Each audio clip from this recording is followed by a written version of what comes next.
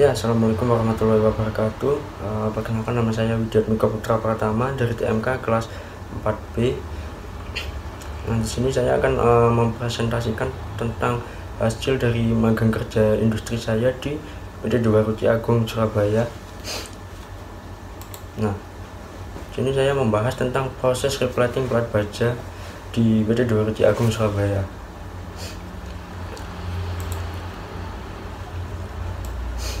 Nah, pokok bahasan yang saya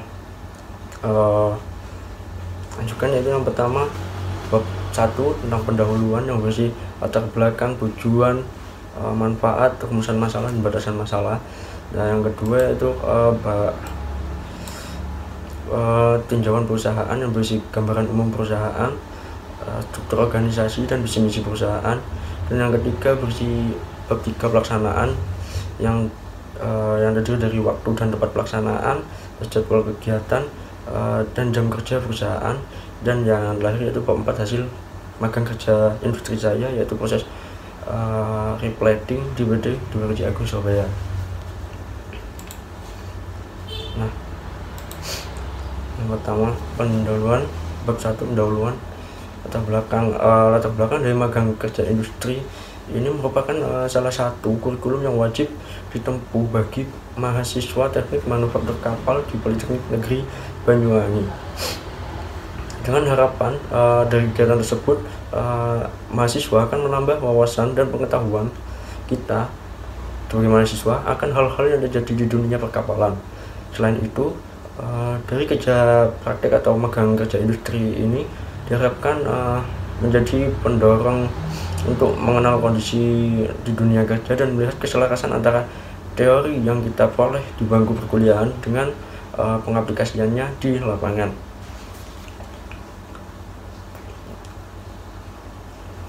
Nah, selanjutnya tujuan dari magang kerja ini dapat dilihat yaitu yang pertama dapat mengetahui dan memperoleh ilmu mengenai proses produksi dan reparasi kapal dalam tiap-tiap pengaplikasiannya dan yang sesuai dalam pelaksanaan magang kerja industri.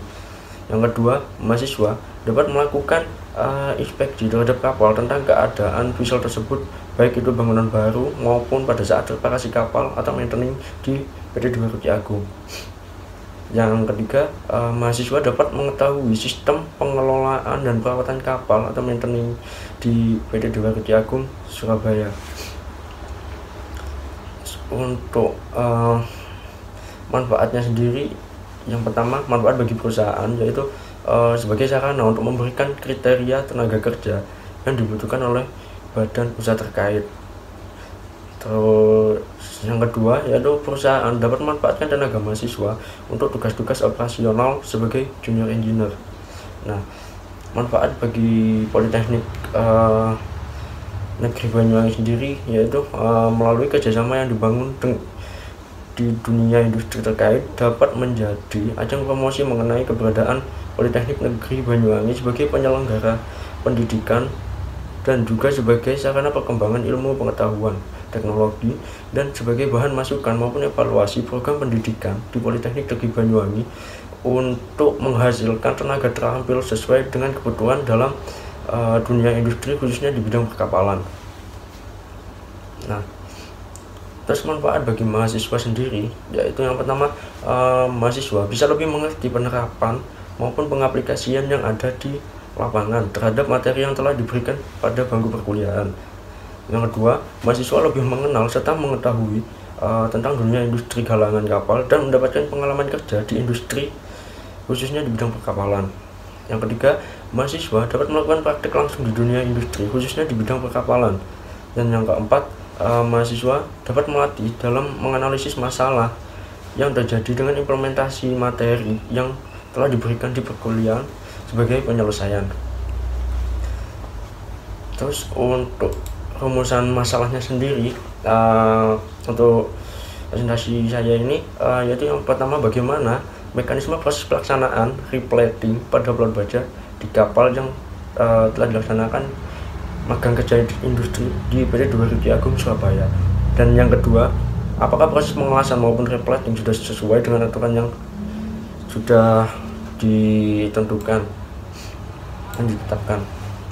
Nah, untuk batasan masalahnya sendiri yaitu yang pertama, metode pengelasan yang digunakan adalah pengelasan SMAW dan proses pengelasan yang dianalisis sesuai dengan proyek yang tersedia di lapangan.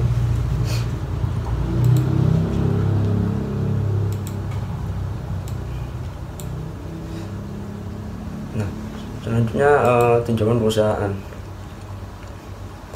PT Dua Ruci Agung adalah perusahaan docking dan shipyard yang berdiri pada tahun 1975 dan terletak di Jalan Nilam Barat nomor 20A, Perak Utara, Kecamatan Pabean, Cantian, Surabaya, Jawa Timur, Indonesia.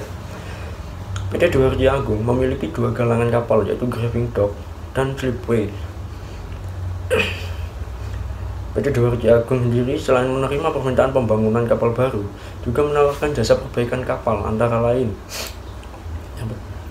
yaitu docking dan launching kapal, sistem propulsi dan kemudi, blasting and painting, perbaikan perawatan, sistem kelistrikan kapal dan navigasi, general overhaul mesin induk dan mesin bantu, pembukaan dan pergantian plat atau replating, perbaikan dan perawatan dek, terus interior dan eksterior, tes tekanan NDT, perbaikan left valve, dry powder, pembersihan tangki, dan lain-lain.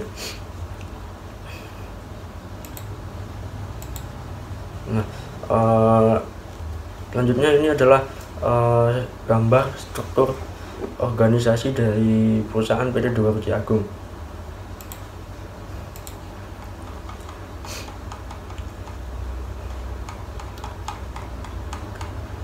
Terus lanjut ke bab 3 yang berisi tentang pelaksanaan.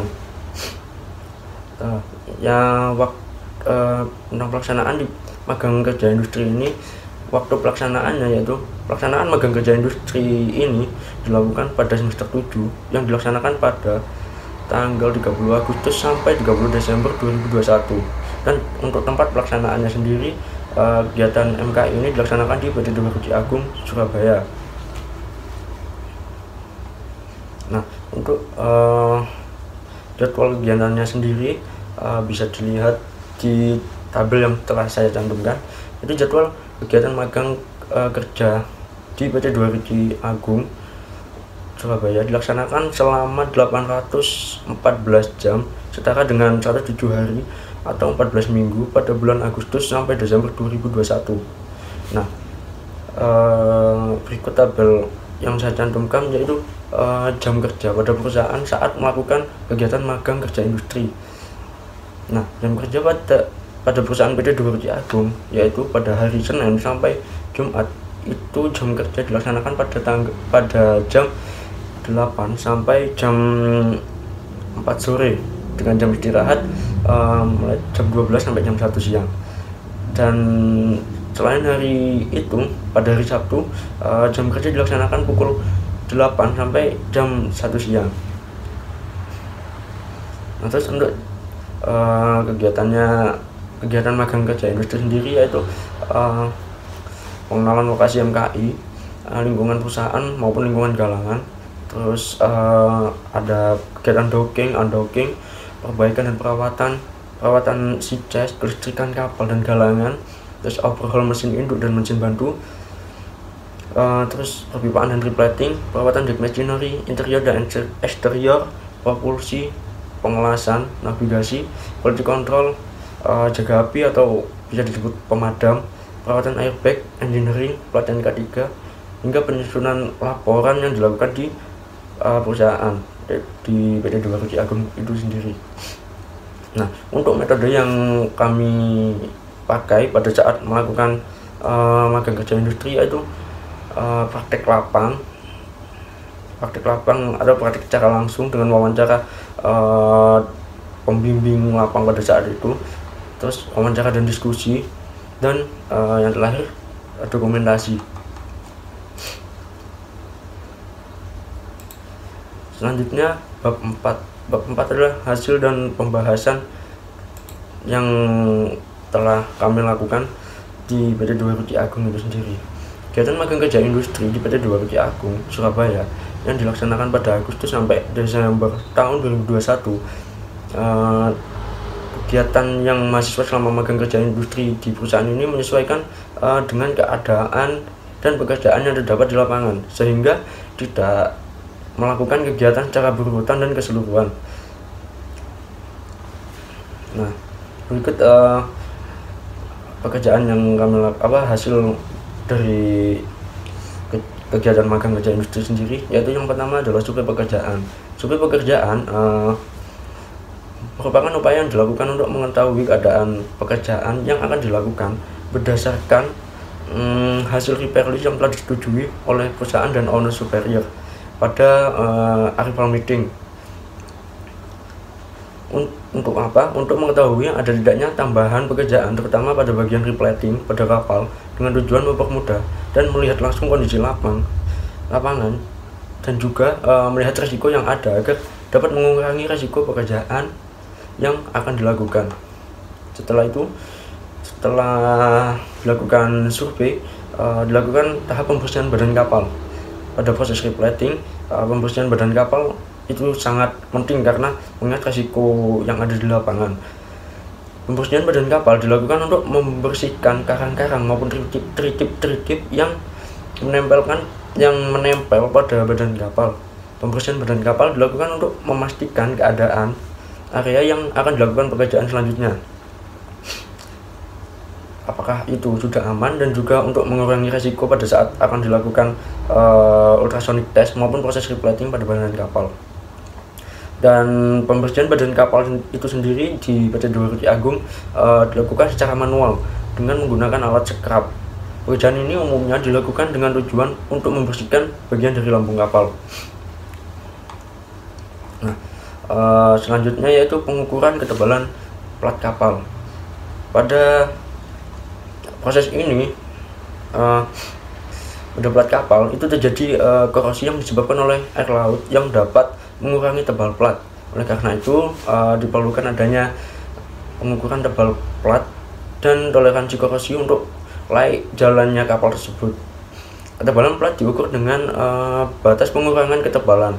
Tempat yang diizinkan adalah 0,21 dan memiliki keausan maksimal yang diizinkan terhadap ketebalan plat yang disetujui Badan Klarifikasi Indonesia pada keadaan baru. Untuk keausan maksimal pada lajur plat kulit lambung, plat keel, plat dasar, plat bilgai itu 20%, dan juga plat tank top, plat tepi, dan plat alas dalam yaitu 20%. Nah, untuk mendeteksi pengurangan ketebalan pada plat kapal itu biasanya menggunakan metode yang pertama, metode hammer test.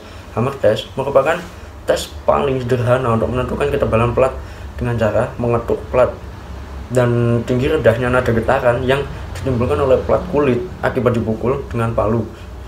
Makin tinggi nada getaran itu, maka makin tipis juga plat tersebut. Yaitu untuk pengetesan juga menggunakan ultrasonic test. Ultrasonic test merupakan tes untuk mengukur ketebalan plat. Ultrasonic test merupakan bagian dari pengujian tanpa merusak atau non-destructive test berdasarkan propagasi gelombang ultrasonik pada objek yang diuji atau pada plat kapal. Terus dalam pengaplikasiannya, gelombang pulsa ultrasonik yang sangat pendek dengan frekuensi pusat mulai dari 0,1 sampai 15 MHz dan kadang hingga 50 MHz ditransmisikan ke dalam bahan untuk mendeteksi cacat internal atau untuk mengkarakterisasi material plat sendiri. Nah, setelah dilakukan ultrasonic test, yaitu selanjutnya adalah bukaan kulit. Gambar bukaan kulit merupakan suatu gambar bentangan pada badan kapal baik secara melintang maupun memanjang. Bukaan kulit ini merupakan hasil dari ultrasonic test yang berisi hitungan ketebalan plat yang sudah mengalami korosi. Ukuran plat datar harus sesuai dengan yang tersedia di gudang galangan maupun di pasaran. Nah, untuk umumnya lebar plat yang tersedia di galangan yaitu 1,5 meter, 1,8 dan 2,4 meter. Sedangkan untuk panjang plat yang tersedia biasanya ukuran 6 meter, 9 meter, dan 12 meter pada gudang maupun yang terdapat di pasaran. Nah, setelah mendapatkan hasil yaitu tahap selanjutnya yaitu tahap penandaan plat atau markering. Setelah dilakukan ultrasonic test dan mendapatkan hasil dari ketebalan tiap-tiap plat kulit, dilanjutkan kegiatan penandaan plat atau marker dengan melihat gambar bukaan kulit yang sudah berisi hasil dari ketebalan plat kulit yang sudah dilakukan ultrasonic test. Setelah didapatkan hasil ultrasonic test dari plat kulit, biasanya pada gambar kulitan kapal, plat yang akan diganti diberikan stabilo untuk penandaan plat yang akan diganti pada gambar hasil bukaan kulit sebelumnya. Dan setelah itu dilakukan survei lapangan kembali untuk penandaan plat yang ada pada kapal yang akan diganti dengan menggunakan pilok maupun kapur untuk markeringnya pada badan kapal. Setelah dilakukan penandaan atau marker, biasanya itu langsung dilakukan pemotongan plat. Pemotongan plat itu dilakukan setelah dilakukan penandaan plat yang akan dipotong, dan tahap selanjutnya yaitu dilakukan survei ke dalam ruangan yang akan dilakukan proses replating untuk melihat keadaan di dalam dengan tujuan untuk mengurangi resiko pada proses replating. Jikalau pada plat yang akan dipotong diharuskan melakukan cleaning pada orang plat maupun got-gotan pada kapal yang masih terisi limbah solar dan oli bekas. Dan tak lupa pula ditugaskan orang untuk pemantau api, bagian pemantau api atau pemadam maupun bagian pemadam untuk menjaga api agar tidak terjadi kebakaran yang menjalar pada ruangan kapal yang akan dilakukan proses replating. Dan biasanya pemadam atau tim pantau api pada saat penugasannya diberikan apar dan juga air sabun untuk memadamkan api jikalau api sudah menjalar ke ruangan yang diakibatkan oleh percikan dari proses pemotongan plat yang dilakukan. Setelah itu, setelah semua dicek, dilakukan pergantian plat baru. Setelah dilakukan pemotongan plat seperti yang sudah dilakukan tahap-tahap sebelumnya, yaitu tahap selanjutnya yaitu melakukan pengukuran untuk plat yang akan digunakan untuk menggantikan plat yang sudah dipotong. Pengukuran ini dilakukan dengan tujuan agar tidak membuang banyak plat yang akan digunakan untuk mengganti plat yang sudah dilakukan pemotongan, dan juga mungkin lebih ekonomis untuk kedua belah pihak, yaitu dari pihak galangan dan juga pihak owner kapal sendiri. Setelah dilakukan pengukuran plat, tahap selanjutnya adalah membuat plat baru sebagai plat pengganti yang sudah dilakukan pemotongan dengan cara mengukur panjang dan lebar plat yang akan digunakan. Setelah plat baru yang akan digunakan sebagai pengganti plat sudah jadi, maka dilanjutkan pada proses penyetelan plat. Nah, pada pemasangan plat baru, tahap awal yang dilakukan yaitu penyetelan plat. Penyetelan plat baru yang akan dilakukan menggunakan las potong atau mesin blender potong yang sudah tersedia di galangan. Setelah itu dilakukan perataan bekas pemotongan plat yang sudah dilakukan pemotongan dengan tujuan agar di saat penggantian plat baru lebih mudah untuk dilakukan. Setelah plat baru sudah dipersiapkan, kemudian plat pengganti